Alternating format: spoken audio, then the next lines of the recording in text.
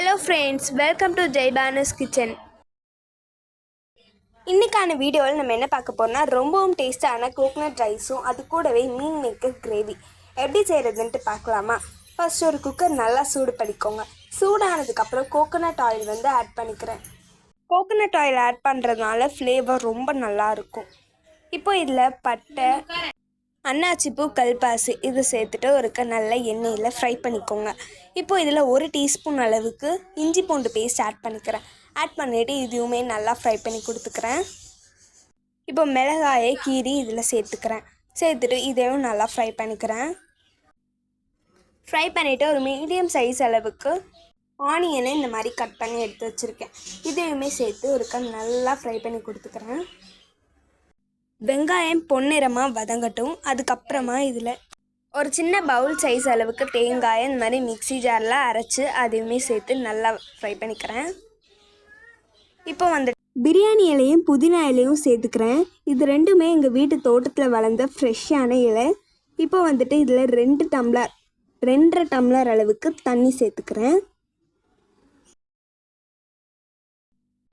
1 tumbler அரிசிக்கு 2.5 cup அளவுக்கு தண்ணி சேர்க்கணும். அப்போ தான் சாதம் நல்லா உதிரியாக இருக்கும்.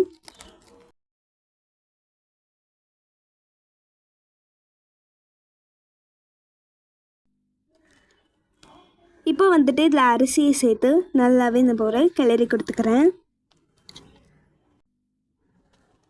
இப்போ தேவையான அளவுக்கு உப்பு சேர்த்துக்கிறேன். உப்பு சேர்த்துட்டு மூடி போட்டு 2 விசில் வர வரைக்கும் மூடி வச்சுடுங்க. 2 விசில் வரட்டும். வந்தோடனே சாதம் ரெடி ஆயிரும்.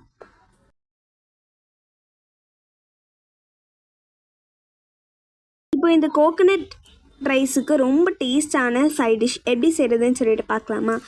சோயாவை இந்த மாதிரி நல்லா பேக் பண்ணி எடுத்து வச்சுருக்கேன். அதில் உப்பு, மஞ்சள் தூள் சேர்த்துக்கிறேன்.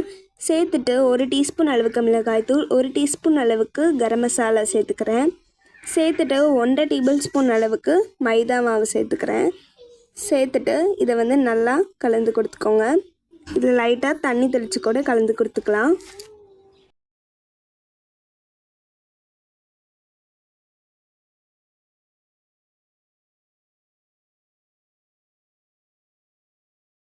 இப்போது இதில் ஃபுட் கலர் ஆட் பண்ணிக்கிறேன். இது ஆப்ஷன் தான், உங்களுக்கு வேண்டாட்டி நீங்கள் ஸ்கிப் பண்ணிக்கலாம். இப்போ நல்லா மிக்ஸ் பண்ணிவிட்டு இப்போ ஒரு கடாய் நல்லா சூடாகட்டும். இதில் 4 டீஸ்பூன் அளவுக்கு எண்ணெய் சேர்த்துக்கிறேன்.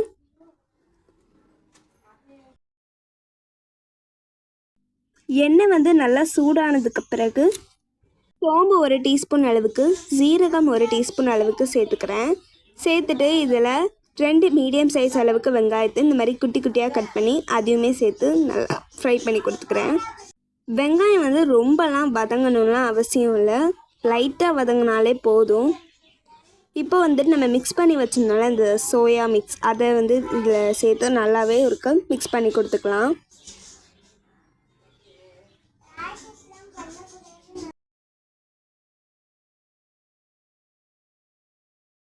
இப்போது இதை மிக்ஸ் பண்ணி கொடுத்துக்கோங்க. மிக்ஸ் பண்ணிவிட்டு இதில் தண்ணி சேர்த்துக்கிறேன். நம்ம இந்த மிக்ஸ் பண்ண அந்த பவுல்லே கொஞ்சமாக தண்ணி ஊற்றி அதே இதில் ஊற்றிக்கிறேன்.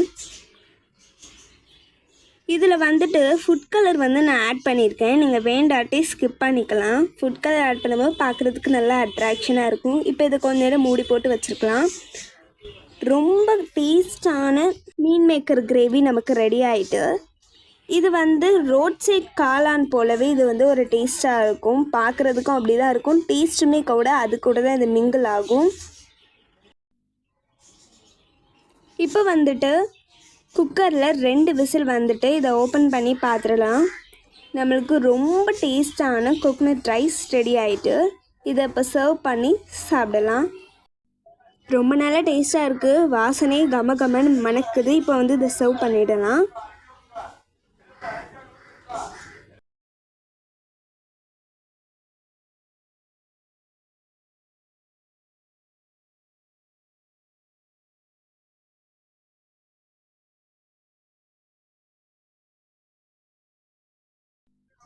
கண்டிப்பாக அந்த ரெசிபியை நீங்களும் உங்கள் வீட்டில் ட்ரை பண்ணி பாருங்கள். பார்த்துட்டு மறக்காமல் கமெண்ட் செக்ஷனில் கமெண்ட் பண்ணிவிடுங்க. ரொம்ப டேஸ்டான சோயா கிரேவி ரெடி ஆகிட்டு இது தயிர் சாதத்துக்கூடலாம் வச்சு சாப்பிடும்போது அவ்வளோ பர்ஃபெக்டாக இருக்கும். இந்த வீடியோ உங்களுக்கு பிடிச்சிருந்தா லைக் பண்ணுங்கள், உங்கள் ஃப்ரெண்ட்ஸ் அண்ட் ஃபேமிலிஸ் கூட ஷேர் பண்ணுங்கள். தேங்க்யூ.